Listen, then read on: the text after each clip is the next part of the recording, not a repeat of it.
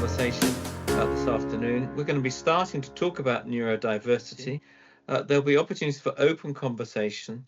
We'll be looking together at an experience of assessing of somebody's learning needs.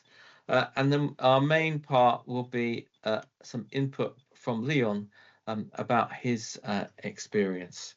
So first of all, welcome to everybody. Have we hit 100 yet?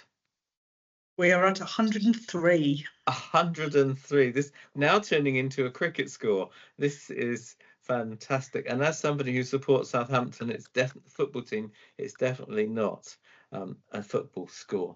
So welcome, and I'm going to hand over to Elli Wort, who's going to just help us introduce some terms in relation to neurodiversity. Elli, welcome. Thank you very much. I am just going to share my screen, and I hope that everybody can see the slides that I've showing up. Gary, could you give me a thumbs up to show that you can see those slides? You can, and I hope that if Gary can see them, everybody else can see them. So I just wanted to introduce myself as to say why I'm the person at this point who is talking. I teach a very wide range of people in my role on the training team with Church Army. We train people to be lay evangelists within the Anglican Church. And my experience of teaching with Church Army for the past 5 or so years is that our evangelists in training include autistic people, people with ADHD, dyslexia, and other neurodiversities. And this has started off my interest in how we do teaching and learning well with people with neurodiversity.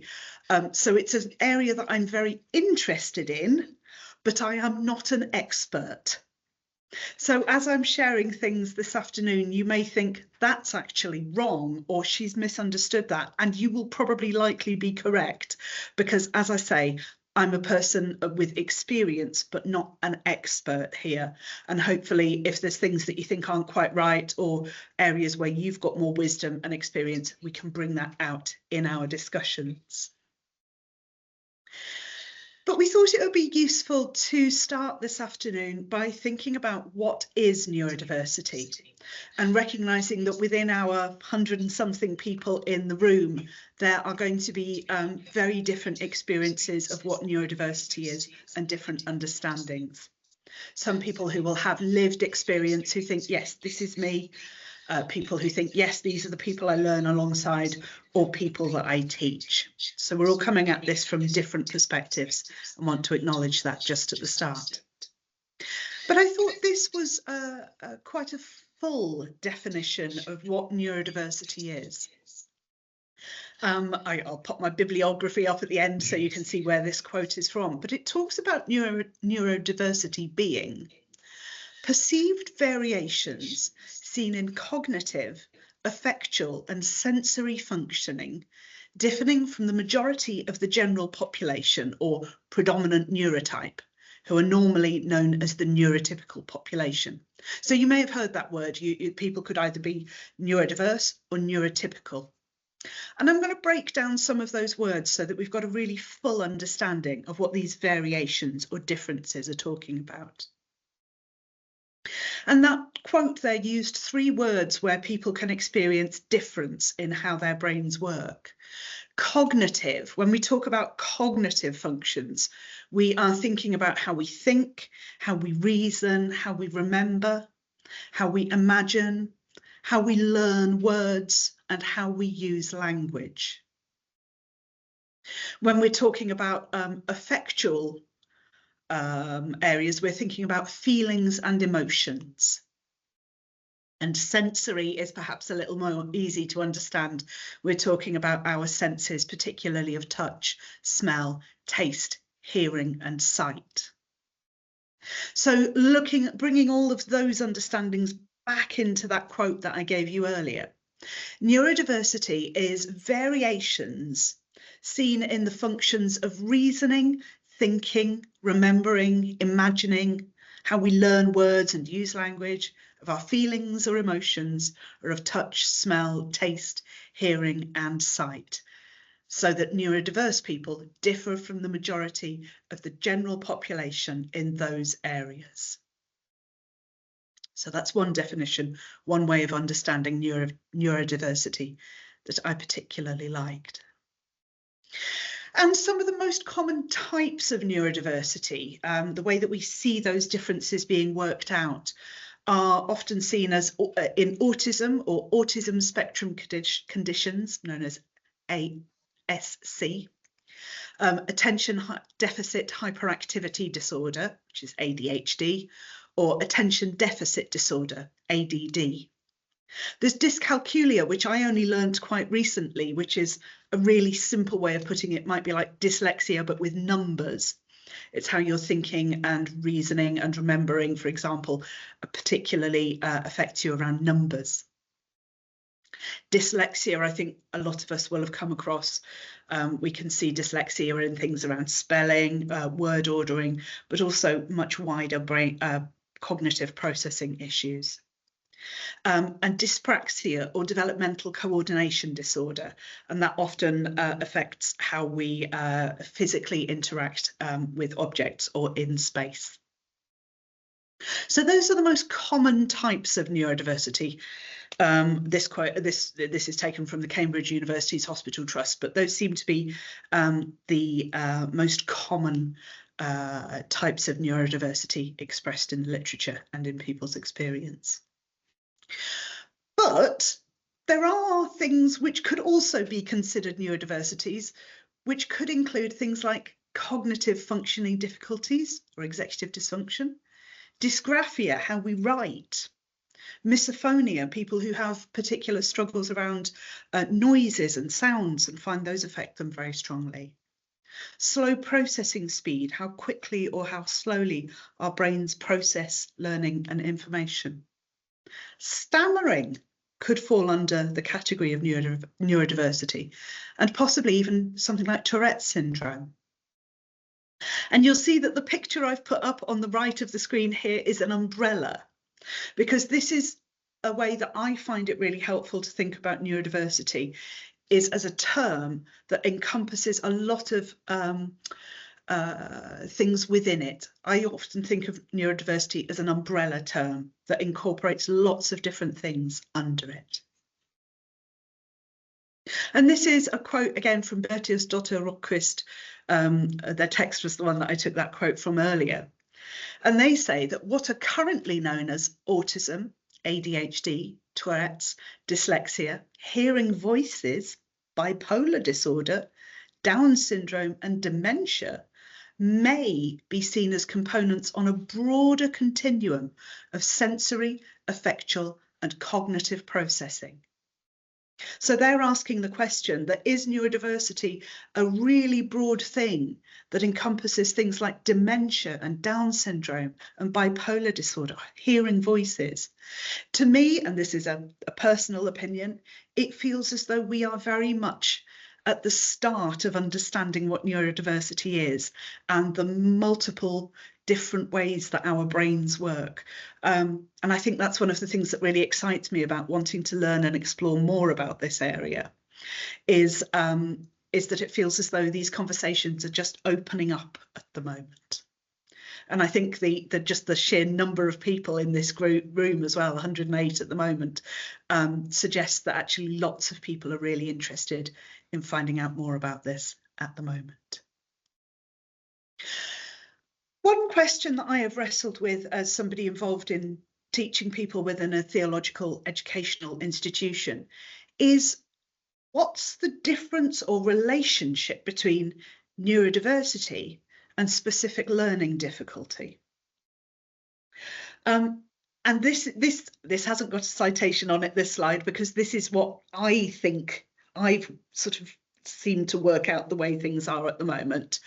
That things like autism, ADHD, autism spectrum disorder, dyslexia, developmental language disorder, dyspraxia, dyscalculia, all these things that we've just talked about seem to come under that umbrella of neurodiversity. But some of those things also come under the umbrella of a specific learning difficulty. So in my experience teaching and learning and reading more about specific learning difficulties and trying to help our learners learn well, ADHD, dyslexia, dyspraxia and dyscalculia seem to come under both of those umbrellas, both recognised as SPL, specific learning difficulties, and as neurodiversities. Now, I couldn't tell you why those ones seem to come under that category and not other things as well. I just simply don't know that much. But it does mean that as learners and as teachers, there can be extra resources around things that are categorised as specific learning difficulties. So that's a useful thing to bear in mind, that sometimes when we're talking about neurodiversities, there may be overlap into the area of specific learning difficulties as well, particularly with those ideas around ADHD, dyslexia, dyspraxia and dyscalculia. And the last thing that I wanted to sort of leave us with when we're just starting to think about what neurodiversity is. And now this is from a secular publication, but I think it also has really important points for us as theological teachers and learners. That neurodiversity shouldn't be seen as a deficiency or a deviation under a medical model of disability, but as part of the wide variety of differences among humanity and a potentially valuable form of human existence. And the authors of this book go on to say that acknowledging neurological difference, our brain differences, doesn't imply that all difference is good in itself, or that all human traits associated with neurodivergence are always desirable, but it accepts that there are good and not so good traits in all human beings, whether we are neurotypical or neurodiverse. And I think that's, for me, again, this is from my own personal experience and understanding, that it's a really helpful thing to see neurodiversity as part of the wide variety of difference that we experience in human engagement in teaching and learning. And there's just a little bibliography in case folk are interested in picking up those quotes I took from Neurodiversity Studies, A New Critical Paradigm, which was out in 2020, and some also a bit of information from the Cambridge University Hospitals Trust. But there is a huge amount of literature out there for those folk who are wanting to understand and go deeper into what neurodiversity is. So I will stop sharing my screen and hand back over to Gary. So Elli, thank you for getting us off to a great start with some hopefully helpful terms and definitions, but also opening up the floor very widely. I'd just like to open up the floor for people to make responses, contributions, contradictions, additions to what Elli has had to say. So who would like to respond? There's over 100 of you, so I may not be able to bring everybody in, and my technological limits may also be reached. But if you want to join in, this would be really good. Elli and Leon, if you can see people waving hands, bring them in. I'm also just, Karen G has got her hand up. I wonder if it might help if people raise their hands on the team functions or put a question in the chat. Great. So Karen G, do you want to kick us off? Thank you. Yeah, I just wanted to mention obsessive compulsive disorder, OCD. That is could be really seriously inhibiting with learning and sort of being accepted in a learning environment. I've got personal experience of it myself and my daughter. Thank you very much. It can cause distractions in that you're OCDing and not listening to what you should be listening to. Thank you, Karen. That's a very helpful addition. Who's next? Got Rebecca McCreary. Rebecca, go for it.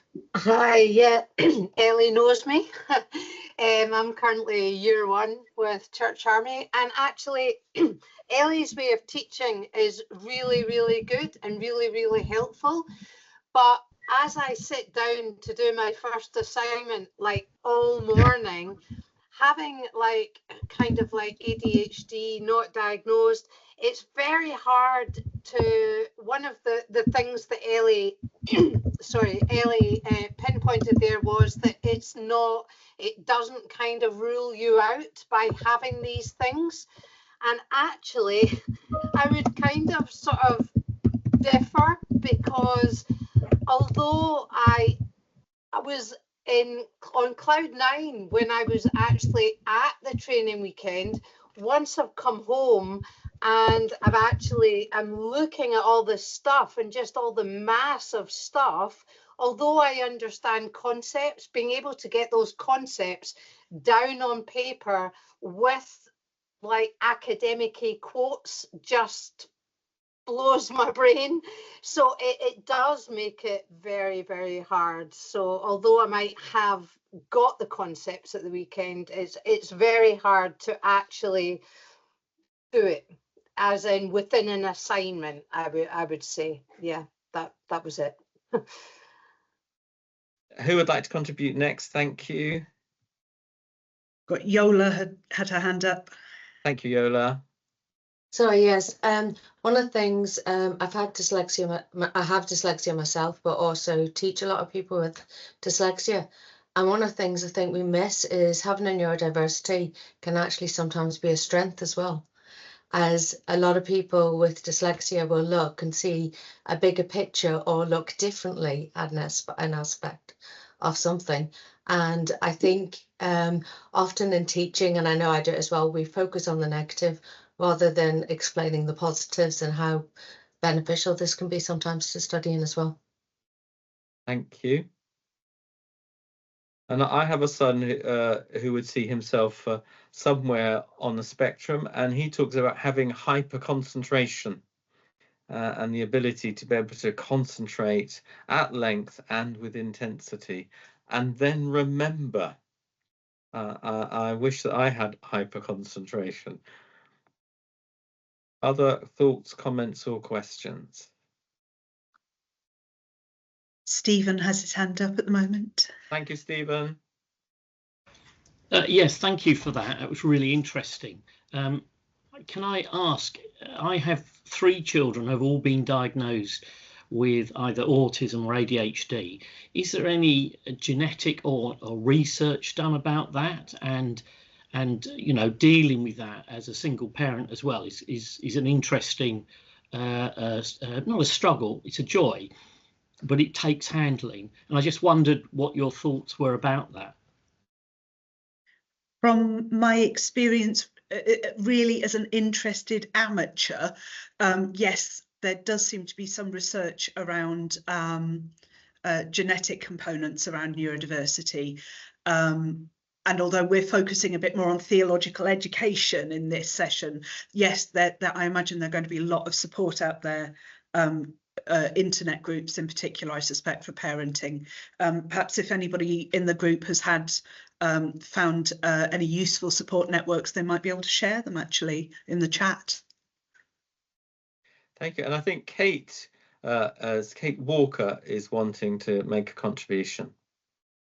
Yeah, there's a couple of things. I'm dyslexic, so the DSA stuff that they give you for organising your thoughts, as Yola was, I think it was Yola was saying about, or was it Rebecca that was saying about how do you put everything all together? It all just seems a bit chaotic after a weekend of lectures.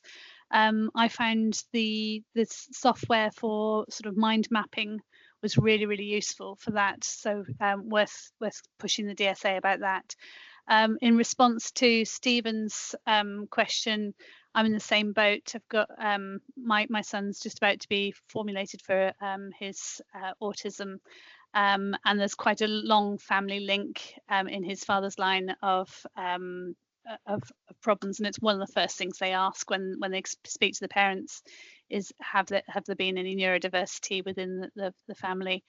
In terms of people you can speak to for help, push cams, because you do have to push them because they won't help you otherwise. Point is another one. Mind is another one. You can see I've been through a lot of these, but yeah, and if not, speak to your doctor, speak to health visitors, speak to the school as well. They can put you on to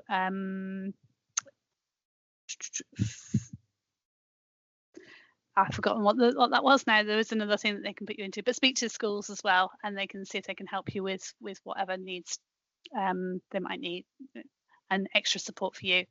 Yeah, just keep pushing. That's the only thing I can say for that. Thank you. That was very helpful. Thank you. Thank you both. Has anybody else got one more question in relation to Elli and adult theological education, or comment before I hand back to Elli at this point? Alison Fenton. Hi, thank you for that, Elli. I've been really thinking about particularly what Yola said about strengths, and I wonder if as teachers and learners we need to think a little bit about assessments, so that we're considering how to do assessments for a neurodiverse community.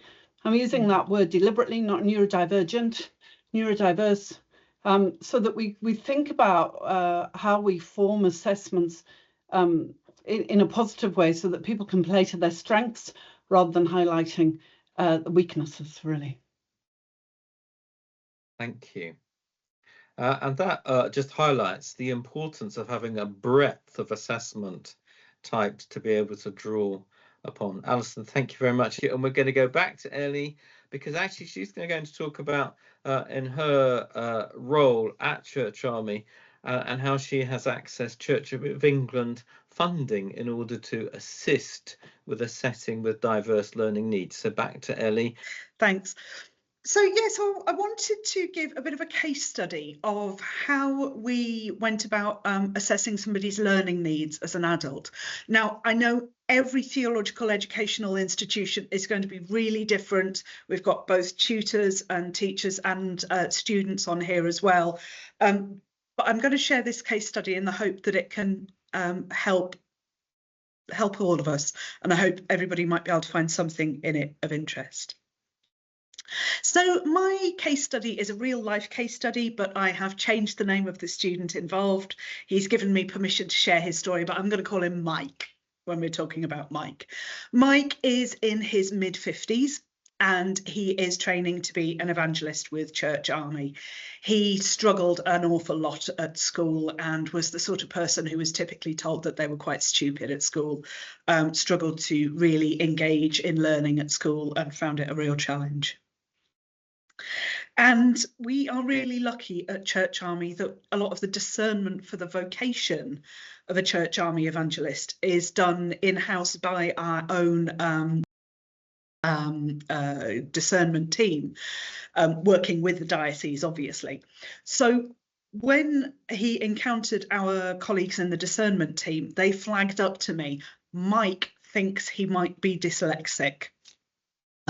So I was really lucky to have a bit of a heads up already as a tutor that somebody might be dyslexic. So for those folk who are going through the vocations process or have friends who do, it can sometimes be really helpful to flag up right at the start that you think that you might have something that might affect your learning, a neurodiversity that might help affect your learning, because then we can start planning as soon as possible. And I was able to reassure Mike right from the very start when he started talking to Church Army about a vocation that we have a lot of experience in making our learning as accessible as possible to a lot of different people. Him that he was able to, he's going to be fine in training, I think really helps. My experience of being involved in discernment processes is that people come with so much anxiety about their ability to learn, and that can actually be putting people off exploring their vocations within the church. And as Mike started his studies, we quickly worked out this is a very intelligent man. And this is what we were talking about before, some of those sort of real strengths of having a neurodiversity. We noticed that Mike made links and connections between things very fast. He would often bring in learning that he'd done externally and just bring that in and give us a whole different dimension to what we were thinking about in a way that nobody else had quite done within the group. But we also noticed that he did struggle with a lot of aspects of learning. And we discussed with him whether it might help to have a learning assessment to see whether he had dyslexia or ADHD, is what we suspected might be going on. And he thought that as well. He came to us thinking he might be dyslexic too. And one of the things I wanted to flag up, that I think we can think about getting a learning assessment as being quite a straightforward thing. Great, we can get that done. Isn't that easy? Bish, bash, bosh. Actually takes a huge amount of courage, in my experience, for people to engage with this, to think we all have assumptions that we carry about what it might be to be neurodiverse or to have a specific learning difficulty. And sometimes actually engaging in that process to have a learning assessment can bring up a lot of feelings about education, about what school was like, about what you think people might think you are. So it can often be an act of real courage to go forward and have a learning assessment. And I want to flag that up for some of the tutors as well. We can sometimes think, great, we'll get a learning assessment, then we know what we need to do. Actually, it can be a really big emotional commitment for people. And funding for this came from the Common Awards scheme. I understand that Ordnance have been able to access funds for assessment and accessibility support for some time, and lay people are now able to do this as well. And this has been absolutely brilliant, really transformative for us within Church Army who train lay people. If you are a student and you think, gosh, it would really help me to have a learning assessment to help me discover how I learn well, please talk to your theological educational institution. If you are from a theological educational institution, please talk to Keith Beach-Gruenberg. Keith has been, I don't know if I've seen Keith in this call, but Keith has been so helpful for us accessing this funding. The TEI, Theological Educational Institution, pays for the assessment, and then you can claim the money back under the Common Awards scheme. So yeah, if you are from a TEI, speak to Keith Beach-Gruenberg about this, and he has been absolutely amazing. And I talked to another colleague in another TEI who specialises in study skills to recommend somewhere to go for a learning assessment. She gave me the name of SBLD South. That is just the particular company that I used. There are obviously other providers as well.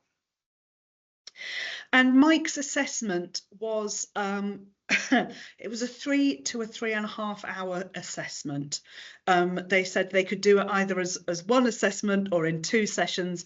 I thought this felt a particularly long thing. Great if you've got the hyperfocus that's going to help you to do with that, but also quite tricky. That's quite a large chunk of time. I know I would personally struggle with an assessment that took 3 or 3.5 hours.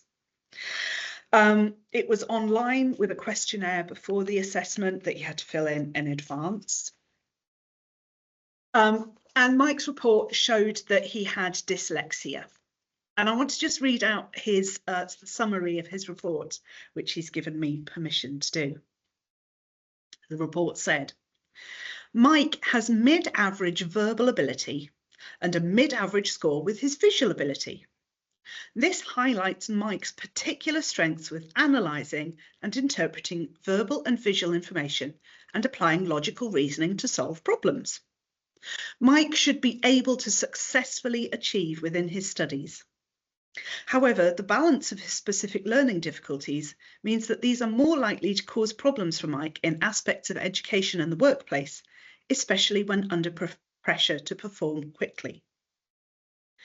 Despite Mike's strengths and determination, he experienced challenges with some of the cognitive tasks, specifically with working memory, phonological processing, that's how you turn words into sound into thought, and processing speed. Difficulties with phonological processing highlights the challenges with Mike's awareness and ability to work with basic units of sound. Test scores and observed test performance revealed how short-term working memory and processing speed with language-based tasks were also challenging to Mike. So that was what the report said. And I think it was really important that that report started with Mike's strengths, especially in analysing information and applying reasoning to solve problems. We had seen that as teachers in the classroom, and it was so helpful to us to have that backed up by a professional. So we wanted to focus on those strengths to build up Mike's confidence, but also to give his tutors a hint of where to focus on to help him learn well. Applying theory to practice is one of Mike's real strengths, and that he's so good at taking an idea and thinking, how is this going to actually work in my parish? And that has been so really great to be able to affirm him in that strength that he has. And I really hope that knowledge of the areas where he has more challenge also helps Mike know he is not stupid. I think this is a man who has worried very much over the years that he is stupid. And he has times in his ministry, church ministry as a volunteer, when people haven't listened to him and made him feel stupid. And he now knows that is not the case. His brain works differently in certain ways. And he can now show people in parishes and archdeacons and incumbents that he has a neurodiversity.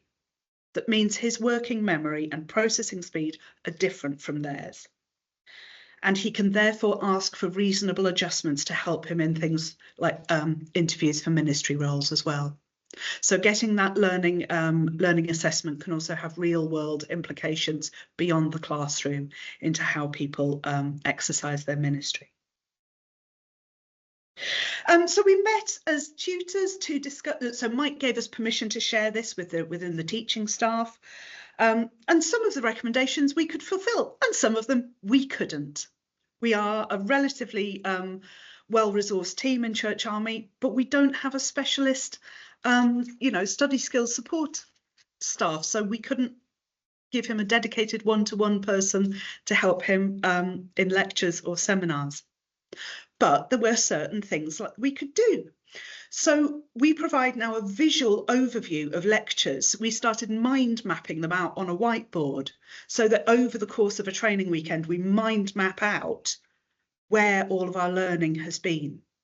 We're trying to use more colour, pictures and diagrams within our presentations.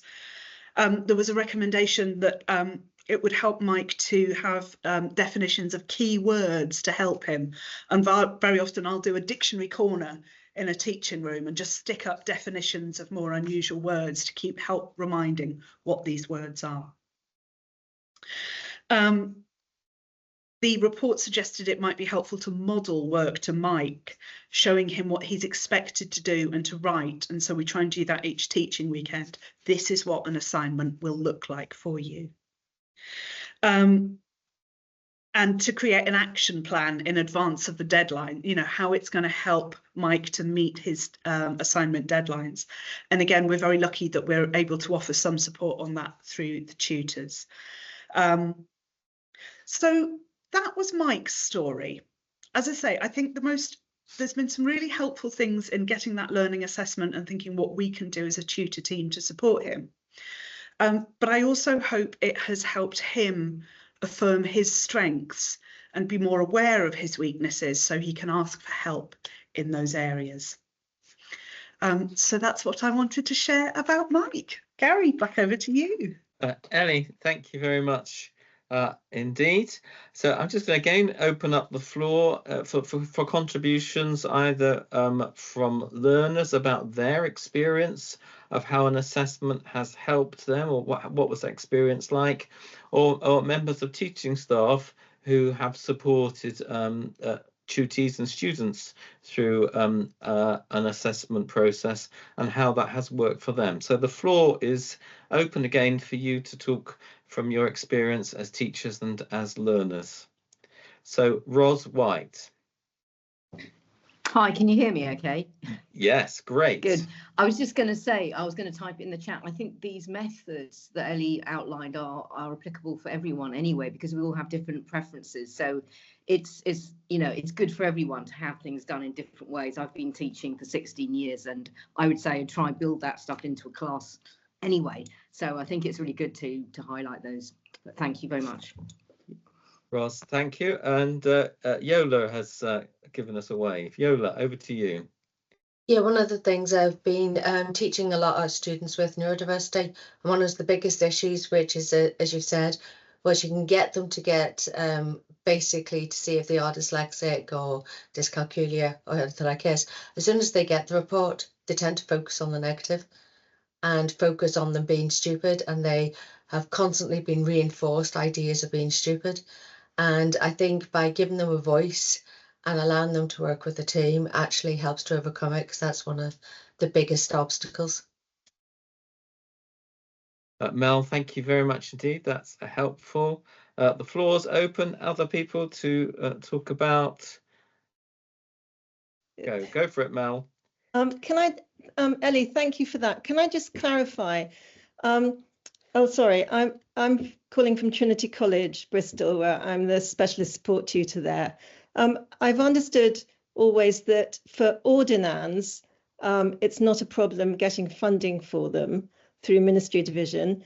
But what did you say about non-ordinands?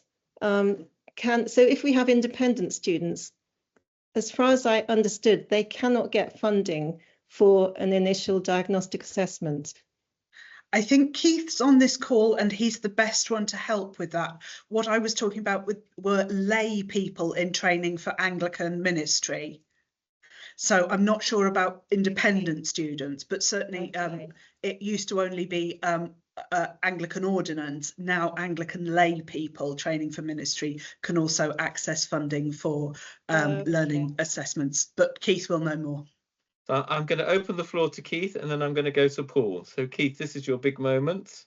Thank you. Yeah, just to confirm what Elli's just said, there is Church of England funding for candidates for licensed lay ministry in the Church of England, as well as for candidates for ordained ministry, but we can't provide funding for anyone training for anything else. So licensed, those training for formal ministry in the Church of England, whether lay or ordained, are eligible for Church of England funding. Thank you. Thank you. And Paul Coleman, welcome. Hello, I'm trying to figure out where I'm from today. Cross between Leeds Church Institute and Queen's, because I'm a presbyteral student at Queen's, but I work at Leeds Church Institute on disability as one of my main areas of work. I recently, as in the last year and a half, had an ADHD diagnosis, which has helped because I spent a lot of time beating myself up because it took me 6 years to finish my PhD. And I couldn't figure that out when most of my colleagues finished it in 3 years. So there's been a lot of that that's actually helped me understand bits in education in the past. And as I'm starting studying at Queen's now, it's also been really useful to help me understand actually which bits of the classroom environment that I've not had to be in for a long time now, probably since my undergraduates, that I struggle with and why I struggle with them. It's also made me realise why I get so exhausted with it, because I know that I mask a reasonable amount. And I'm sorry to all of the Queen's tutors that are on here when I don't mask. I probably should a little bit more in classes. But how exhausting that is, and why actually I get to the end of an hour or 2 hour session and I'm completely wiped out because I maybe need to take more account of how much that masking behaviour is actually going to tire me out. So there's a bit of a mixed bag in terms of what I've learnt about it, but overall it's been really good to have that diagnosis. Thank you, Paul. That's a very helpful introduction of masking, both as a learner and as a teacher. Thank you. And now we've got Elli. Elli Shard. Thank you. Just a sort of, well, I've got a couple of things, but just a specific thing to the other Elli about the assessments. Having an assessment of somebody with a learning need of some sort, a neurodiverse need of some sort, to my mind, that would you normally have with those assessments a kind of, so this is the kind of ways you need to adapt your ways of teaching with that, because actually that's the crucial thing to my mind. Yes, of course, it's very important for students to have their to understand why it is they're finding some particular thing difficulty. But actually, I mean, I'm speaking from the perspective of somebody, of a member of staff, and you know, we need to understand what is it that we can do that enables our teaching to be accessible to as wide a range of people as possible. Now that's, you get both in the package, do you? No. It is very focused on the learner. Yeah. It is their learning assessment. It is then the art and craft of the teacher to take that and think, what does that look like for me in the classroom? How do I then enable this to happen in an environment where I'm also teaching 25 other people and needing to hit the learning objectives of this particular module? That is where, so no, it does not say you need teachers, you need to do this. It says learner, you will learn well through this. And then that's the work I did with my teaching team, was to look at what does that mean then. But so much of it, Ros, I think it was your point, that actually so much of this is good principles in teaching and learning, full stop. And that actually the more focused on a well-rounded learning experience for adults we can generate, the more we will be hitting these things already. Is yes, absolutely. Yeah. I mean, that's partly why I asked the question, because I come from a long background in having worked with adults, not just in theological education, but elsewhere. And that's precisely the point. And that actually learning as teachers how we can do this, as you say, because we ought to be doing it anyway in classrooms, is really vital. But I'm not quite, you know, I think there's a and I'm going to leave that hanging, because I think there's a question there that we need to be thinking about in the church more widely. Ellie and Ellie, thank you for that. A couple more questions and comments, please. The floor is open for other reflections on their Natasha experience. Bristow's popped her hand up. Natasha, thank you. Hello, everyone. I hope you can hear me. I'm on a phone, unfortunately. I was just wanted to give something that you said about putting definitions up. I've started at Sarum in September, and there's so many things that are being words banded around that I have no clue about whatsoever. So that would really help, and it's a sort of an assumption that I wouldn't understand what's put in front of me, and that can make me feel slightly inadequate. And also like modelling assignments out, that also would have been really helpful, of some sort of, this is what we're expecting, you know, especially from someone who hasn't studied for a very long, you know, since the Dark Ages. So those two things definitely, I think, would be helpful for any student personally, whatever, you know, and like we said, everyone's got different learning styles. But yes, those two definitely jumped out as being really helpful. Thank you. Thank you. Couple more. Anybody else found having an assessment really helpful and liberating? Okay, I think what we'll do. Can see, sorry, I've just seen Lenore that's got her hand up in person. Lenore, all right. Is that right? You wanted to say something? Thank you. That's lovely. Thank you. I mean, I certainly found getting assessment very, very helpful. I've got ADHD and dyspraxia. I'm a first-year ordinand in the Scottish Episcopal Church, and what they did with me was that I sent to them my reports of my diagnosis, and basically what we did was I sat down with my director of studies, and we talked about what it kind of meant for me, what were the kind of particular issues that I face, because obviously you can have the diagnosis, but you know, it affects people differently. And so what we came up with was a memorandum of understanding, and we put it together, and so that all my tutors get sent this memorandum to say this is what Lenore struggles with. So I think that's been very, very helpful. Obviously it puts it in my court in terms of, I'm still responsible for my learning, but at least there's people know, and also I get an automatic extension on essays if I need that. So that's kind of how it's happened with me, and it's been positive, I think. Thank you. We've had some feedback in the chat that other people have found the very thoughts of having assessment absolutely terrifying. So if that's you, you're not the only person who has found approaching an assessment really challenging. There's been a question in the chat there, if I could just interrupt Gary to say, how do you get an assessment done? If you're a student, I'd encourage you to talk to your theological educational institution about it. And you could say that you'd been to this seminar, a webinar, and that it'd been talked about, and you feel free to give my number to whoever your tutor is, my email address to whoever your tutor is, and I'd be happy to talk to them about our experience of it. Great. Elli, thank you very much indeed. So can I now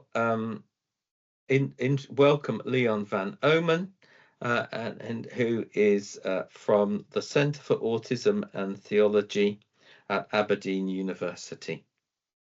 So Leon, over to you. If you'd like to say a little bit about yourself and the centre, that would be wonderful. Yes, thank you, Gary. This is indeed an exciting Monday afternoon, and the sheer number of people, it's never about numbers, but nevertheless, I'm equally excited and daunted at the same time. I'm going to share my screen if possible, if you just give me a moment.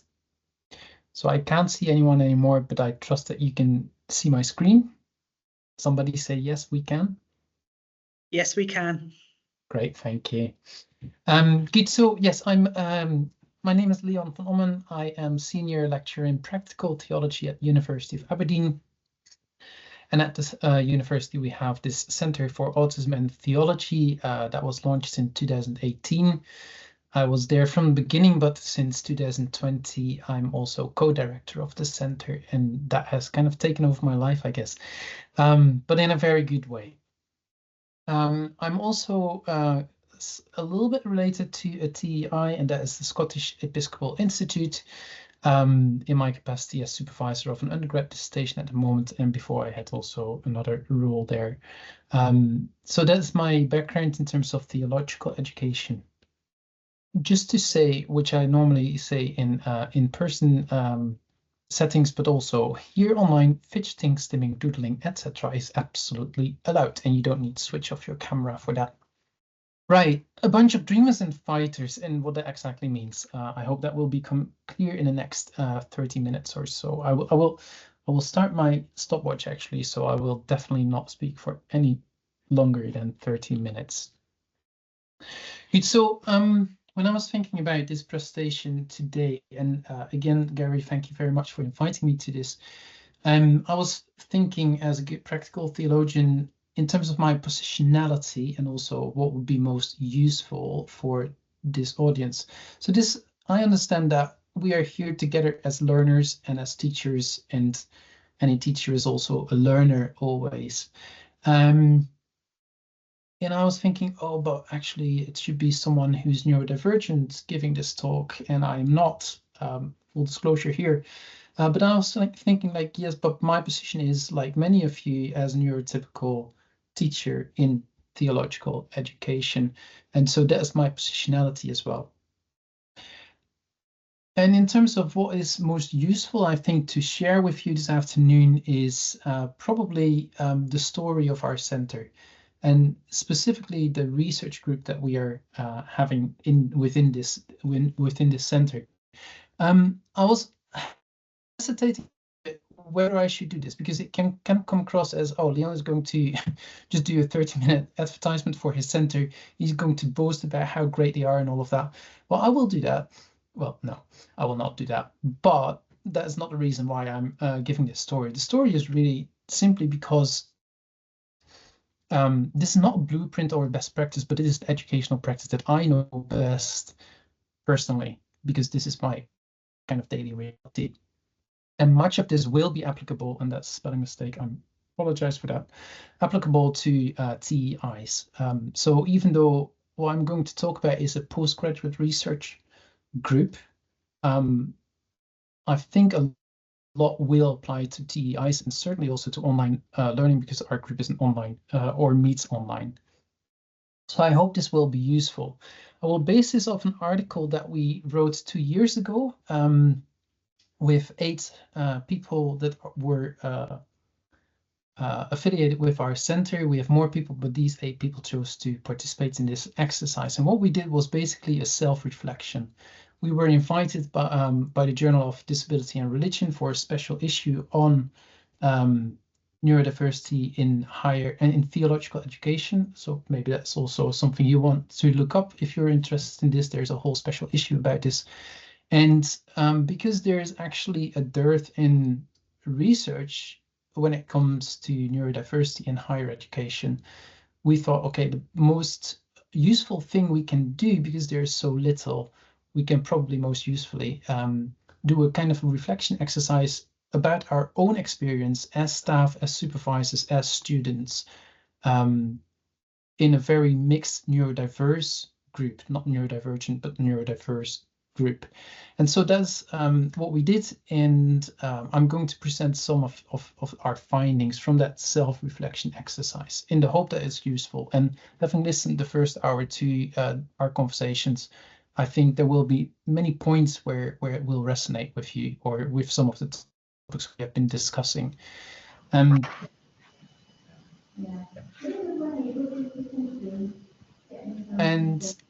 I want to start here with this thing that Chris said, one of our students, an autistic student, and I can say autistic because in the article we all identify whether we are autistic or not, or other neurodivergences.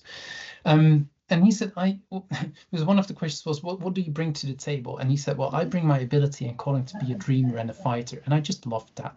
Can I just ask everybody to make sure that they're all muted, please? Thank you. Sorry.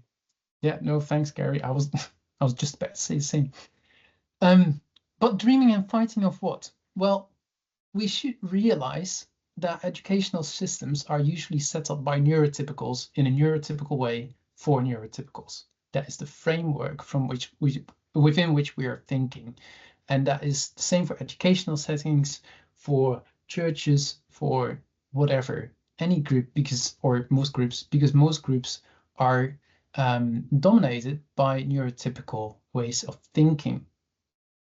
That means that if you're a neurodivergent, so diverging from that neurotypical norm, if you want, it's going to be a struggle 9 out of 10.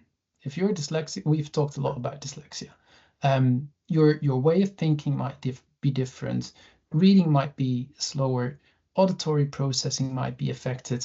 You might struggle to find the words and all of that. If you're autistic, you might have a real problem with the sensory aspects of the room, and not only autistic people, of course, ADHD, dyslexics as well sometimes, and other neurodivergent folk. So the whole environment, including what the activities that are being done in that environment, are going to be set up for ways of being that are not yours.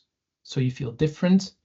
And that means that you need to work harder, either to fit in, and so you're masking, we'll come back to that, or because you'll be seen as different, which is also not always the nicest position in society, of course. Good. So the struggle is real for neurodivergent students. And I also realize here, I should say that, of course, some of the things that I'm saying are generalizations. It works out differently for every individual, of course. Good. So for my presentation, what I'm going to do, I'm going to introduce briefly the research group, the context from which I'm going to then draw some themes from the self-reflection exercise. That's a brief outline.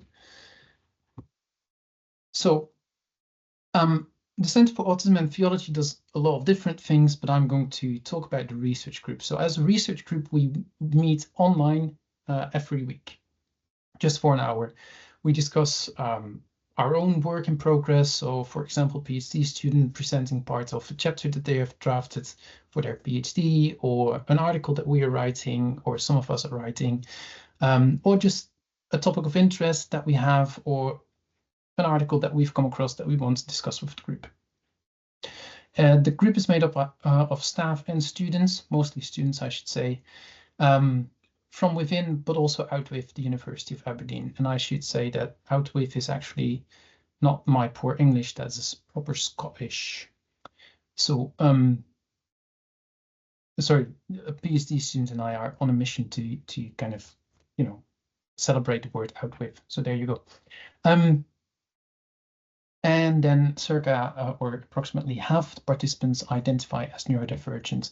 When we wrote this article, I think we were meeting with about 8 to 10 people on average in a week. That number has almost doubled now, and over half of the group identify neurodivergent. Most of them as autistic. Of course, we're the Center for Autism and Theology, but because there is no theological research center that is specializing in neurodiversity, we kind of adopt, if you want, also people with other neurodivergences. So we have dyslexic people, and of course, and it was mentioned in the chat already, often autism co-occurs with other neurodivergences. So we have quite a range of neurodivergence or neurodiversity in the group. So for this self-reflection exercise, we formulated 2 questions. What is the experience, practically or otherwise, of studying, supervising, researching, and interacting with researchers, students, and staff in the neurodiverse context of the Center for Autism and Theology? And then secondly, how do CAT members, so CAT is the abbreviation for the Center for Autism and Theology, how do CAT members reflect on this experience theologically? In other words, what does neurodiversity in the context of CAT bring to the study of theology? And we invited everyone to write 500 words on these questions. And so just a critical note before I continue with the themes. This is a snapshot, of course, of the constellation of the group of those who participated at that time. So in this case, all identified as Christian. So that obviously limits the exercise in a particular way. And also there is power dynamics. I was the one who was driving this whole article and the research. I was the one who was invited by the journal to submit an article, and I'm the supervisor of most of the students, and I'm a staff member. So there is a lot of power dynamics there, and I acknowledge that. And the best thing for this exercise that we could do was simply to acknowledge that. And I acknowledge that here as well. If there had been an independent researcher, maybe there were some different outcomes. Maybe people would have been felt free to be more critical of the center. That is possible. On the other hand, we do have quite open and transparent discussions amongst each other, and I know that a lot of people feel free to say whatever they want to say to me. So I think some of those power dynamics are mitigated by that. Good. So the themes that we came up were with the first one is all are valued. I'm going to talk about each of these themes after this slide. And there were 3 sub-themes there. The second theme was that people felt well supported. The third was that we are challenging the status quo. And the fourth was the theological framework, which kind of runs through and underpins each of these 3 themes. So I'm going to briefly talk about each of these themes for the remainder of this talk. Good. The first theme, all are valued. And this I was just thinking, this sounds so trivial. And I should also say in your in the invitation for this webinar, you said, I think Gary wrote something like, we will talk about the conceptual and the more practical. I think Elli is doing the more practical stuff. This is clearly a little bit more conceptual. And this might also almost kind of sound very trivial. All are valued. Yes, of course, we are in theological education. We all know that. We all know that we are all valued and all of that. Nevertheless, I think this is such an important point, and it was actually the main theme that came up in our self-reflection exercise. This is what people really felt. Here we are valued. And Harry, one of our autistic students, he said this contrasts with so many This is what he said, I quote, "People belong in churches only on certain conditions in which belonging becomes a reward for adherence to a moral code. What is clear from the plethora of research undertaken by members of the Center for Autism Theology is that it is this misguided apprehension of difference that is to be addressed within the context of being an autistic person." I had to read that phrase 3 times before I understood that. That's because English is not my first language, as you can hear. Misguided apprehension of difference. In other words, what he is saying is, in most contexts in churches, but I would say this though is true for a lot of educational institutions, educational settings, we belong only on certain conditions. You need to adhere. You need to, as we heard in the discussion before, you need to mask in order to belong, right? You need to adhere to a particular moral code. However, that is a misguided apprehension of difference. That is seeing difference as something that needs to be dismissed. People need to fit in. And Harry says, well, actually here in our center, we have a context where that is not necessary. Here, actually, everyone is valued for who they are. And even though that might sound trivial and like, oh, yeah, these are the basics of theology, right?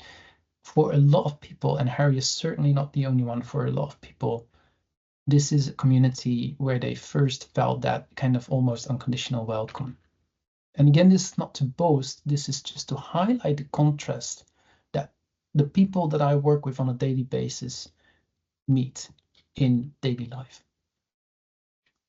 So a sub-theme, first sub-theme is that this is an all-embracing community. And again, I'm just saying this because hopefully this will resonate somehow with your theological education. Again, this is not to kind of foreground who we are as a center. It's just like, I think there are so many things that are applicable to other theological settings, and that's why I'm offering these themes. So an all-embracing community. So there's lots of diversity within our group in terms of neurotypes, in terms of disciplinary background. So we have computing scientists joining us, people from critical autism studies, social studies, a lot of theologians, of course, and a lot of theologians or PhD students have already undergrads in other, or even postgrads in other disciplines. Diversity in terms of gender, age, on campus, off campus, theological views, you name it. It's a pretty diverse group. And what we try to do is to embrace that diversity. So in contrast to that kind of, you need to adhere to the norm in order to belong, we try to embrace diversity and value the diversity and learn from everyone. The second sub-theme was neurodiverse conversations and communication. And again, I'm quoting Harry here. Just going to read this. Cat helps me to be myself because I get to whittle endlessly about theology and how much I love it. They take me seriously when I speak for the 18th time about how Dungeons and Dragons can be a theological tool for understanding creativity and storytelling. They do not tell me to stay on topic if I begin telling them niche trivia about Doctor Who. Instead, I am free to the creative, explorative, and formative process of theological study at a pace and a tone which makes sense to me. And again, I think that it has to do with that valuing of diversity. Like, yeah, why don't you talk again about Dungeons and Dragons? By the way, shout out to Harry. He has actually written a theological article about Dungeons and Dragons. Look it up. So, yeah, but the next one. Here's a quote from Hannah, who was at the time a PhD student, who does not identify as neurodivergent. She's now a postdoc with us, and she writes the following. The regular contact means that my research and writing is embedded in an ongoing process of feedback and refinement, which helps me to avoid pathologizing neurodivergence or making assumptions based on my own experience of the world.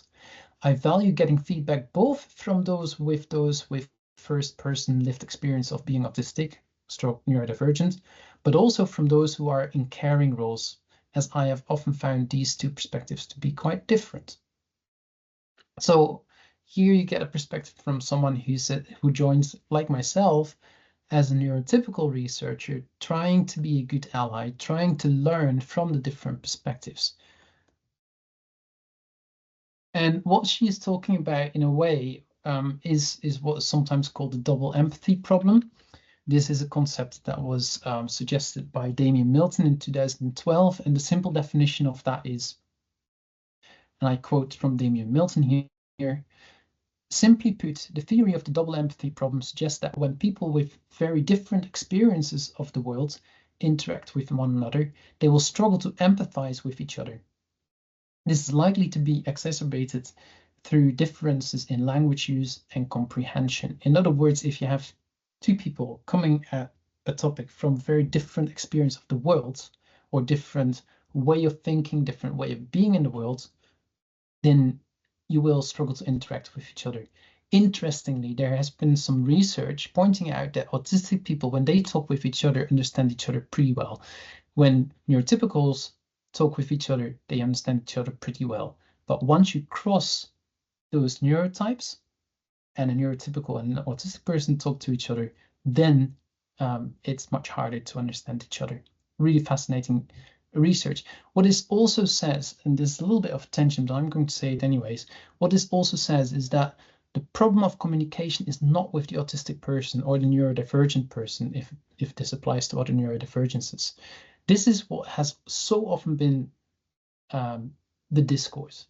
And people have so often been told the problem is you, right? And so there's that pathologizing. The problem is you because you're autistic and you are mind blind, face blind, whatever terminology is being used there. And I'm not endorsing that terminology, just for the record. But the double empathy problem says, no. It's not just that the autistic person doesn't understand the neurotypical way of communicating, it's just the other way around as well. So why put the problem why the onus of the problem and the solution just with the autistic person? It is actually a double empathy problem. It was a bit of a tension, but actually this is quite useful, I think, in educational settings. Right, and then the third sub-theme under that first theme of all our values is the sensitivity to power. And this goes back to one of the earlier slides, the dreamers and the fighters. Do you remember that image of the classroom that was on the screen? That neurotypical classroom. And so if you want to take part in that setting, a lot of autistic people talk about masking, having to pretend, in inverted commas, that you are someone else. Or, as one of our students prefers to say, it's camouflaging. And the difference between masking and camouflaging is very subtle, although the words are used interchangeably. But when you think about it, there's an interesting difference. So masking is kind of proactively pretending, as it were, that you're someone else, whereas camouflaging is a defense mechanism. It's hiding your true self just in order to survive, right? And so you might, some would prefer this camouflaging language for that reason. But just think about it. If your way of being in the world is so different from the majority of the group, then constantly there is this uncertainty. There's constantly no control over the situation.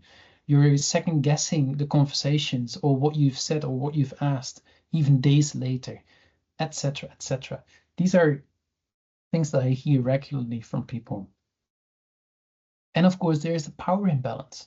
You're in a minority. As a neurodivergent person, you're probably in a minority. And therefore, there is this power imbalance. Because if other people are more certain about what's happening in the classroom, if they do have control over the situation, if they don't necessarily guess everything, then of course they have more power, right? And of course, so there is this power imbalance. And obviously, this is exhausting. And I think this was said before in the discussion as well. This is simply exhausting.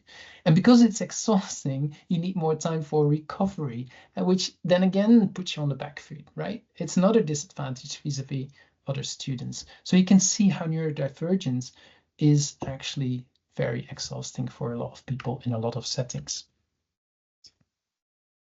And then we can ask, what does that mean for research or pedagogical methods? How do we create a classroom that is more bearable, I guess? What is a classroom that says not just like, oh, if you just mask or camouflage, then you belong. Or, you know what, with a couple of tweaks, it's just different. No, what does it mean to radically rethink our theological education? For example, through universal design for learning. All right, so a second theme that came out of our self-reflection exercise was that people felt well supported. And in the article we wrote, being valued as you are is arguably a form of support in itself. Just that kind of attitude in our classrooms would make a huge difference in our institutions. Students said that were positive about staff and that they were knowledgeable about neurodiversity. So simply that the feeling that someone understands me, someone gets me, or at least someone is willing to listen to me without judging me, without suggesting that I should change, but just listening to me, trying to understand where I am coming from. That just does so much in our educational settings. And so, of course, that helps then to empathize and also to provide support. The third theme was challenging the status quo. So traditionally in autism research, there's not so much research with autistic people. We are intentionally trying to do research with autistic people, not about autistic people, but with autistic people. And I think that applies to the classroom as well. Don't try to put in place all kinds of things that you think will work without actually listening to the person. I think listening is the first step, and the most important one probably. And so we need to reflect on our own positionality as educators. Where are we coming from? And even if you are a neurodivergent educator yourself, that doesn't mean that you can speak, that you know how other neurodivergent students learn. Maybe they learn the same as you, maybe it's completely different. But certainly neurotypicals need to be aware of their positionality. Well, everyone, of course. Within our center, we have a non-pathological approach to autism, without, however, dismissing the challenges neurodivergent people may face, whether those are inherent to being autistic or other neurodivergences, or to other factors. So the strengths-based approach is good, and I'm absolutely in favor of that, as long as we don't dismiss that there might be real challenges for neurodivergent folk as well.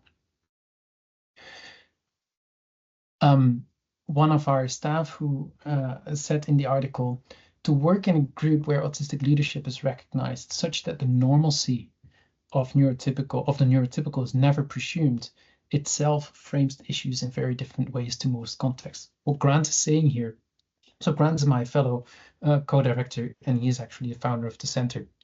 Grant and I are deliberately co-directors, deliberately as an autistic and a non-autistic person.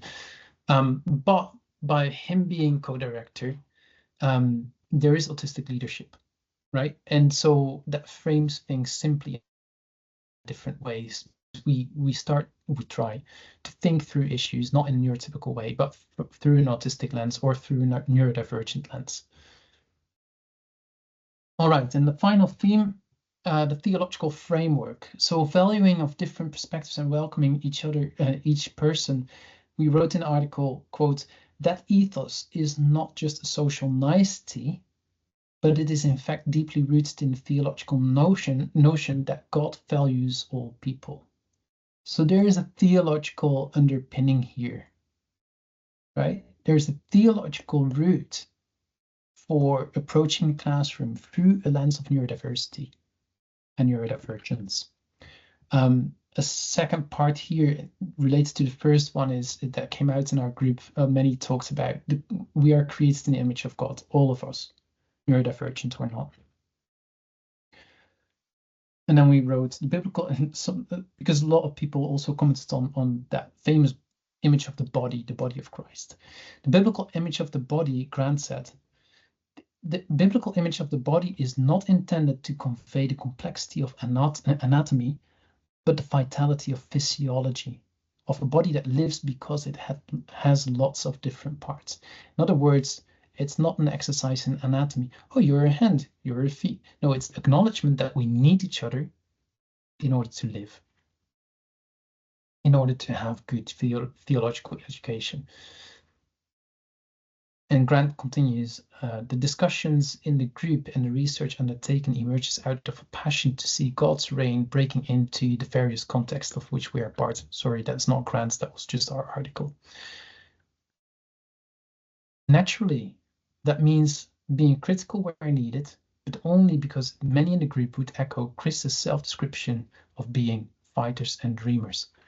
So again, we are critical sometimes, very critical of theological education, of academia, of church, of faith communities. We are being critical where needed, but only because we are fighters and dreamers, because we dream to see God's reign breaking into the various contexts of which we are part. Does that sound overly spiritual? I hope in this context of this webinar, I hope it doesn't, because we are in theological education, and I think we need to think about the theological underpinnings of our theological education, and this could be part of that.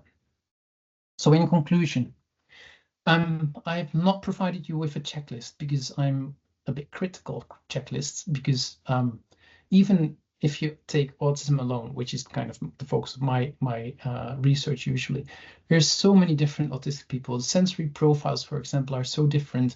There is no use in a checklist just like that, right? Just like that. But intentionality surrounding acceptance and reflection on the social position of each individual that each individual occupies, that is key. Who is in your classroom? Accepting them, reflecting on that social position. Such intentionality is characterized by valuing and by listening. I deeply believe that that is the root and even the theological root of our education, and what makes the classroom a classroom where everyone belongs. And just to add to that, EDI, equality, diversity, and inclusion, goes further than policies and documents. It needs to be embodied. And that's not a reason why there's no checklist, but there's a lot of dreamers and fighters. Thank you very much for your attention. If you want to get in touch with me, here's my email address, leon.vanommen@abdn.ac.uk. If you want to get in touch with the Center for Autism and Theology, that is cat@abdn.ac.uk. And I just can't resist making some noise for our podcast, which comes out twice a month. And here's the Linktree link. Thank you very much. Leon, thank you very much indeed. That was a really, really helpful and clear presentation. I'm getting lots of applauds and nodding heads and smiles. Thank you very much indeed. And just to add another little quick advert for Leon, I'm sure he'll be very pleased by this, and that the podcasts from the Centre for Autism and Theology are really good, and I have found them very helpful and enjoyable. And of course, they are diverse and cover a diverse range of topics. So do encourage you to look at those. So we are going to finish at 4 o'clock as advertised. And in just a moment, I'm going to be going back to Elli to be thinking about practical teaching and learning and reasonable adjustments. But before we do that, I just want to see if there are any comments or questions or responses to Leon before we go to Elli. So just a couple of minutes here now for any quick responses or comments to Leon's contribution. Gary, to give people a little bit more time to think about questions, can I just very quickly address the question in the chat about the language that we use? So neurodiverse or neurodiversity means everyone, all neurotypes, including neurotypicals. Neurodivergent means being divergent, different from the neurotypical. So if you have a group where there's different neurotypes, you speak about a neurodiverse group. If you speak about a group where there's only one neurotype, you speak not about neurodiverse. That's not a neurodiverse group. So if you have a group with only autistic people, that's not a neurodiverse group. They're all neurodivergent. that's not a neurodiverse group. I hope that makes sense.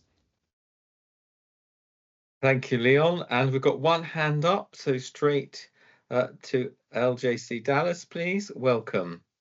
Hello, that's me. Hi, I'm Lucy. I've got a kind of curious question, really, if that's okay, Leon. Your work sounds so wonderful and so warmly inspiring. And I'm just wondering if you could share with us, within the bounds of confidentiality, what have been the challenges in the work that you have done? What have been the kind of the things that have been less easy to navigate? Wow, let's talk for another hour about that. But I think a couple of things. What I hear from my students, and this is relevant to everyone here, I think, in TEIs, is that filling out the paperwork to get support is just a nightmare. So there is something very paradoxical about getting support, because filling out the paperwork is a nightmare. So if you're a personal tutor in your TEI or something like that, and you can help students with that, I think your students will be immeasurably grateful. That's one of the things. In terms of research, maybe to add very quickly, there are certain groups that are under-researched in research in general, not just theological research, but in general, in the autism discourse. I'm thinking about autism in particular here. And those are groups from ethnic minorities, for example, and but also those who cannot rely on spoken language as their primary way of communicating. In other words, non or minimally speaking people, whatever terminology you use. I'm doing currently a research project where I try to focus on that group because they are so underrepresented, and I struggle massively to get participants for this. And so there is something about our research methods, therefore, and our recruitment methods, or whatever it is, that there is a complete mismatch between what we are trying to do, even with the best intentions, which I hopefully have, and nevertheless we are not reaching a particular group of people. And I think that is also relevant for TEIs and ordination processes and lay ministry processes, because often we associate non-speaking with not having the intellectual capacities, but that is a very, very dangerous equation. There's a lot of people who cannot speak but are cognitively completely capable of theological studies. And so there's a massive challenge there. Those are just two very quick ones here. You just opened up a can of worms here. Yes. I'm going to go to Rebecca. I'm just going to take Rebecca, and then I'll go back then to Ellie with her next session. So Rebecca, welcome. Oh, hello. Thank you for a very interesting session. I just wanted to ask about the double empathy problem, because obviously in the diagnostic criteria for autism, it would usually say there are problems with theory of mind, social, I don't know, whatever it is, social impairment or whatever. I mean, are you saying that that's maybe in many cases misguided? Or I'm just thinking of the kind of classic example of, Granny gives you socks for Christmas and you're not that keen, but if you have empathy, you might say, thank you very much, just what I needed. And I suppose the stereotype would be the autistic person might be quite direct about not wanting them. And you could say that clarity of mind and willingness to speak the truth can be a phenomenal asset in an academic context and all sorts of contexts. But is that not is that not that there's a theory of mind slightly missing, that Granny loves you and gave you socks because she cares about you, and actually therefore your response needs to take into account her feelings? I'd just be very grateful for you to kind of expand on that if you can.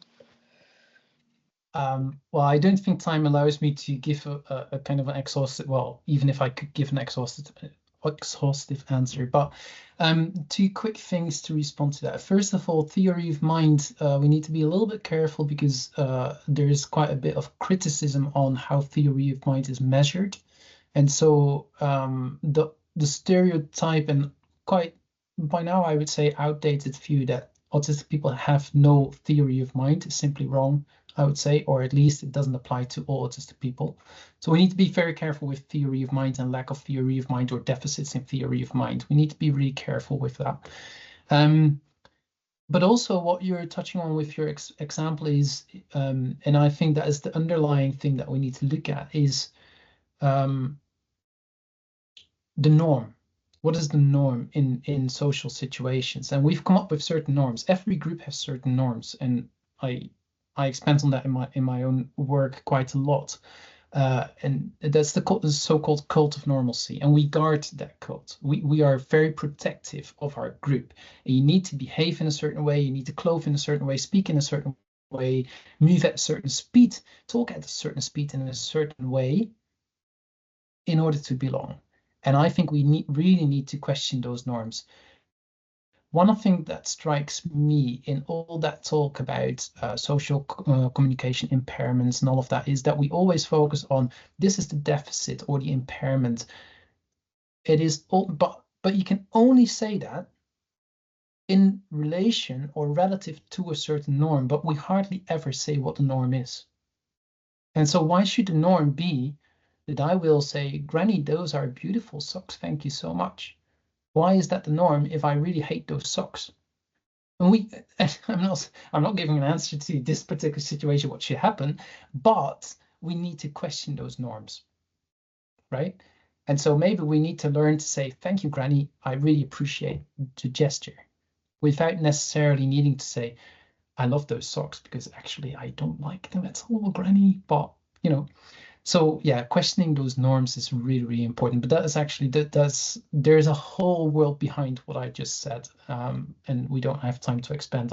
Gary will allow me, but yeah, that's for another time maybe. Thank you for the question, Rebecca. Leon, thank you very much indeed, and Rebecca, thank you for that question. I'm going to go back to Elli now as we move on from our conceptual conversation to be thinking about life in practical sessions. So Elli. So this is some of what we do in Church Army. As I said, I am not an expert. This is just our current practice. We know we could do more than this, but this is kind of where we are at the moment. And I suspect that most of our experience at Church Army is with students with ADHD and dyslexia. So what I'm sharing may be biased towards those areas. There may be folk here with autism or other neurodiversities who say, no, none of this works for me, in which case I apologise and acknowledge the bias that I have in my teaching. And my experience is that so much of this starts off in our first session where we talk about study skills. I've put a picture of a box of tissues because my experience is that when we have a session talking about study skills, it often involves acknowledging a lot of pain and hurt that people may have from the education system. I used the case study of Mike earlier, an example of a man in his 50s who can still experience a lot of anxiety around teaching and learning, the idea of being in a classroom, because that's a place where there's been a lot of pain and hurt for him in the past. When we're looking at our study skills, we will acknowledge that we all learn differently and that we need to support each other. I saw a comment in the chat about how do people with talking about communication between neurodivergent and neurotypical people, but actually how do people with autistic people and people with ADHD communicate well together?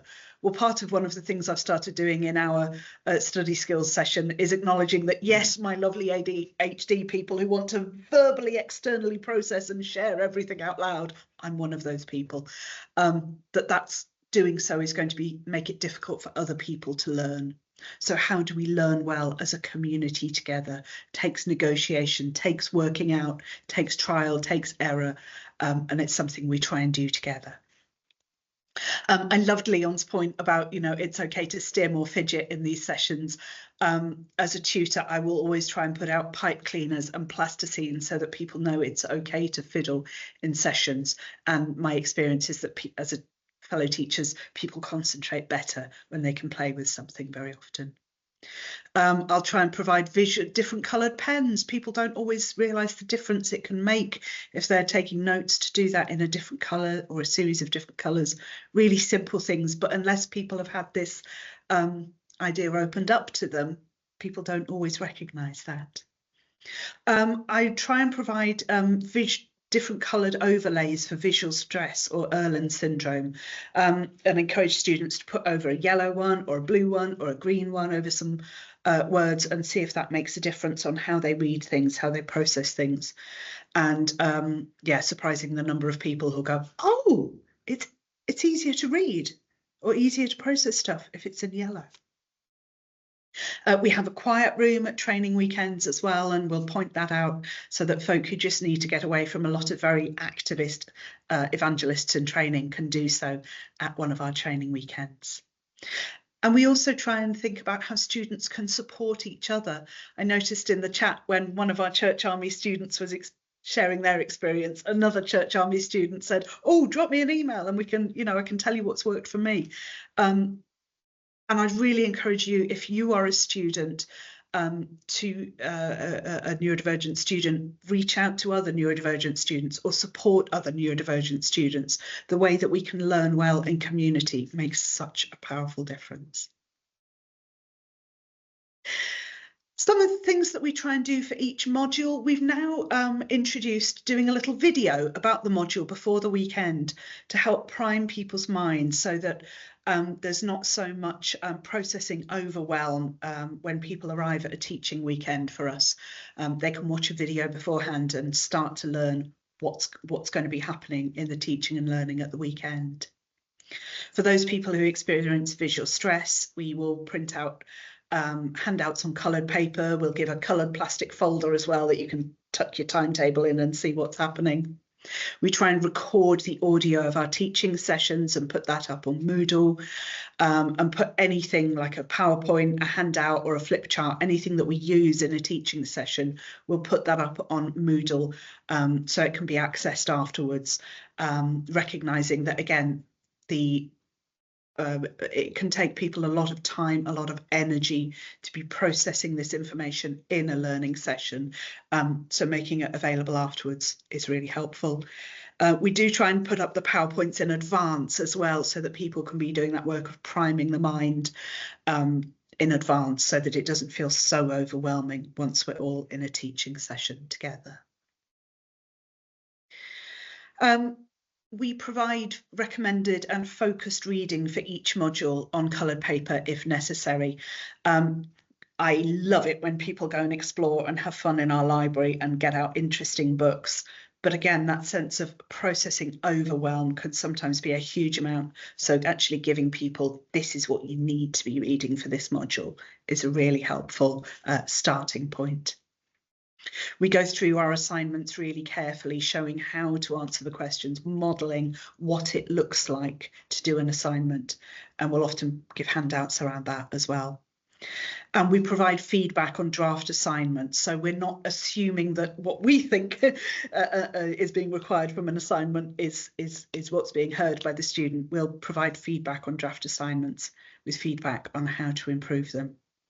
And as part of our study skills package, we've got really short videos up on our Moodle pages showing how to reference, how to write a bibliography, all those things which can feel second nature after you've been learning for a while, but can often again feel very overwhelming for people encountering a learning space with a neurodiverse, hang on, I'm going to get my language right, people who are neurodivergent.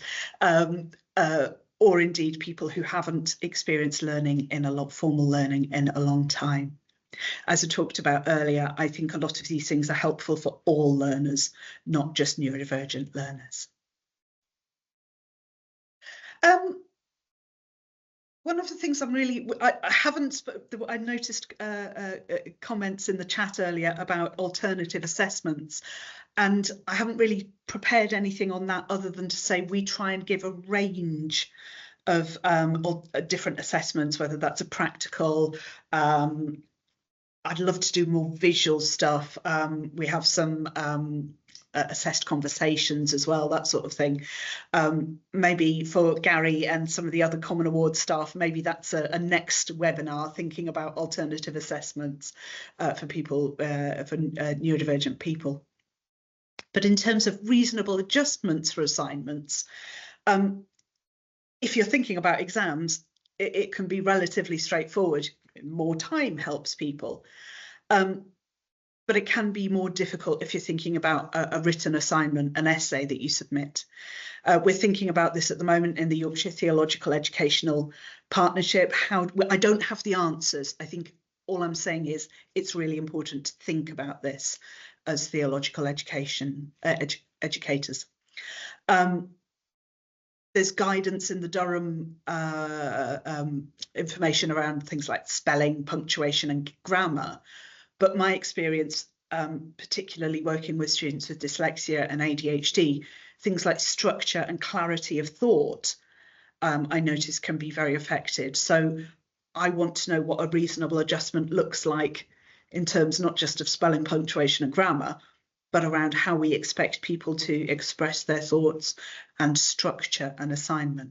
I really don't know what the answers are. I feel like I'm just starting to ask these questions. But there is a Common Awards webinar coming up on this very topic. Wednesday, the 4th of June in the afternoon, Dr. Stephen Campbell from Leeds Trinity is leading a Common Awards webinar on making reasonable adjustments for disabled students, which I don't know because I'm just sharing what I got on an email, but I'm hoping that would include neurodivergent students as well. For theological, this is more for the teachers than anything else, but for us to learn more about reasonable adjustments, looking at how our teaching, assessment and student support can be adapted to provide a better experience for disabled students. I recognise that not everybody would think about neurodivergence as a disability, but I'm nevertheless hoping that this would be looked at within the parameters of this webinar. So staff, I think this is one that might be interesting for us. And somebody mentioned in the chat earlier, Leon's work sounds amazing. It would be really interesting to look at what this looks like across theological educational institutions. And I was like, oh, some really exciting stuff that's happening. So I just wanted to flag up to this in the end, at the end of what I wanted to share. That there is some research looking at neurodivergence and theological formation, with the hopeful outcome about giving theological educational institutions guidance on what good practice that we can engage in to support the formation of neurodivergent ordinands and lay ministers in training. And this is being led by Alison, who's already spoken in this afternoon's session, and also Ed Peter from St Mellitus. And they're currently looking for participants who have a diagnosed neurodivergence and who've been in ordained or licensed lay ministry for 5 to 10 years, and who are currently training for ordained or licensed lay ministry and in their 2nd or 3rd year of training. And that's the web link there, but I'll also pop that in the chat in a minute. And would just want to really encourage people, both students and staff, to engage with that research, because I think, as I said right at the beginning, it feels as though this is an area where we're just starting to learn what we can be doing. And I'm really hopeful that Alison and Ed's work is going to take that on to the next level. Gary, I've overrun. Criminal, awful. Handing back over to you. I'll let you start a little bit later. It's all fine. We're going to land at 4 o'clock as we had planned. So comments or responses to what Elli has shared with you, knowing that we've got 5 minutes to go. Lizzie, you're on. Go for it, Lizzie. Thank you. Have you got me now? Yeah. Sorry, I couldn't fantastic. unmute. So Elli mentioned very briefly about the Moodle and how that is used. My experience of Moodle actually is that it is a nightmare if you have visual processing difficulties, organisational, sequential difficulties. And I didn't know if there's any flexibility with Moodle that it could, even its presentation could be changed. Yeah, I'm not sure about. I know. Yeah, Joe Slack stuck her hand up. Joe, I think, is the one to answer that question. She knows much more about Moodle than I do. Thank you. Handing over to Joe Slack. Just really quickly, I totally understand that Moodle can be very, very problematic. Actually, you can do a huge amount within Moodle. It's just that we often don't. It's a little bit like we don't use half of our brain. We use a tiny percentage of our brain. I would love anyone to get into contact with me. I've just taken on a contract with the Church of England to work on making Moodle more user friendly. So if you, I'll pop my email in the email and then in the chat, and if anybody wants to contact me with that, would be really, really useful for me to think about designing things going forwards, how we make it most accessible for neurodivergent people. If it helps, just let you know, I think I'm likely to be ADHD, so I do spot quite a lot of things that drive me insane. So I will be working on that. I hope that helps. Thank you. Thanks, Jo. Lauren, Liz. Coming in, oh, there we go. Also coming in on the Moodle thing. I'm here as a student, but in my day job, I am a university lecturer, not at a TEI. One of the things that we have is we have a plugin that's called Elli, and that will allow things to be turned into podcasts and other formats and to be mucked about with. And our students have told us that for all sorts of reasons that's made things a lot easier. I can't find a really helpful quick guide to it on a quick Google, but I'll stick a link in the chat so people can, from another university that sort of gives some information. So that is, it's out there. Again, you know, the things that people make for Moodle is astounding, but you have to know they're there. So that's a I hope that's useful for people. Liz, thank you very much. Indeed, a couple more comments. We have 3 minutes, so I'm opening the floor just for the last 3 minutes for anybody who wants to speak. Suzanne. Welcome. I was just wondering how much of this is generational, in that we understand so much more. I think my background of learning was that it was a series of bars to jump over and to clear, and the trick was to sort of beat the system. And being in a TI, I've just been amazed that, you know, it's not, we're not trying to trick you, we're not trying to make you fail, and that's a complete turnaround. And I found that quite encouraging, whilst at the same time being told I have mild dyslexia, but because I think I also have ADHD, giving me 2 weeks extra to write the essay doesn't help, because it just means I put off the deadline further into the distance. But I think you might find older students, mature students, have a different perspective. If anyone wants to comment on that. Suzanne, thank you very much indeed. Well, I think I'm going to draw us to a close now. My clock is dinging downstairs early. It's 4 o'clock. So on your behalf, can I first of all say thank you to everybody who has, you know, for turning up on this Monday afternoon. We've had over 100 people joining in, which has been really wonderful. And thank you to those who have asked questions and who have spoken. That's been really good.